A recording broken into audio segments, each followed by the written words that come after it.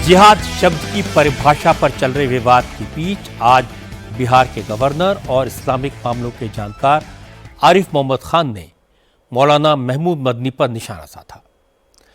एकता मार्च के लिए गुजरात गए आरिफ मोहम्मद खान ने कहा, मौलाना मदनी जैसे नेता जिहाद का गलत अर्थ समझा रहे हैं और समाज में विभाजन पैदा करने का काम कर रहे हैं। आरिफ मोहम्मद खान ने कहा कि इस्लाम में जिहाद का मतलब अत्याचार और अन्याय के खिलाफ आवाज उठाना होता है, लेकिन मौलाना मदनी जिस देवबंद से ताल्लुक रखते हैं वहां की किताबों में कुछ और पढ़ाया जाता है। ये उनका अपना विचार हो सकता है और मुझे कोई किसी के भी विचार पर कोई रोक नहीं है, लेकिन मैंने एक ही बात कही है कि वो उन्होंने जो मुझे जितना मैं बहुत नहीं देखता हूं, लेकिन जितना मैंने देखा है उन्होंने कहा कि जब तक उत्पीड़न होगा तब तक जिहाद होगा। उन्होंने ये कहा। मैं नहीं समझता कोई भी असहमत होगा।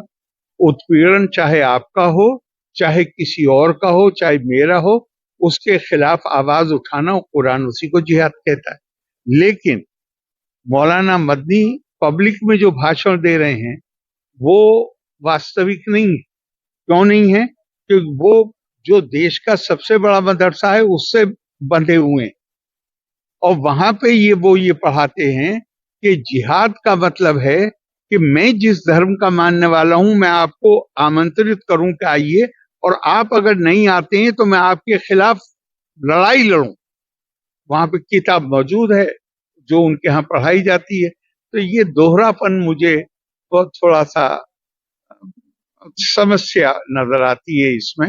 आप बच्चों को, छोटे बच्चों के दिमाग में ये भरेंगे कि हर किसी को मेरे धर्म में आना चाहिए और वो नहीं आता है तो मुझे उससे जंग करनी चाहिए, तो ये तो असुरक्षा तो इससे पैदा होती है।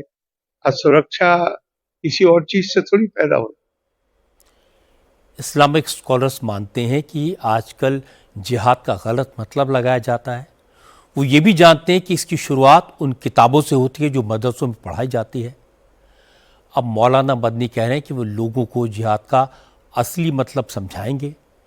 दहशतगर्द इन शब्दों का जैसे इस्तेमाल करते हैं उसको लोगों के दिलो दिमाग से हटाएंगे, लेकिन उन्हें इसकी शुरुआत देवबंद की उन किताबों को हटाने से करनी होगी जिसका जिक्र आरिफ मोहम्मद खान ने अपने बयान में किया।